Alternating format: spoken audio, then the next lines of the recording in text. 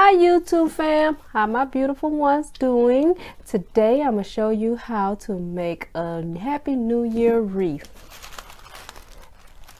Now this will be my last video of 2017. Yay!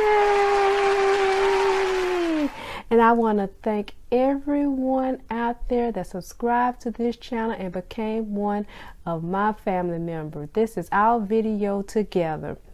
While I'm doing this wreath, I'm not going to explain how to do it. I'm just going to put a bunch of ornaments on top, and I'm revamping this. This was the bottom of a centerpiece I did in my earlier video, and this is nothing but a floral foam with some coffee filters on top. I just twisted it and glued it, and I decided to make it a wreath today.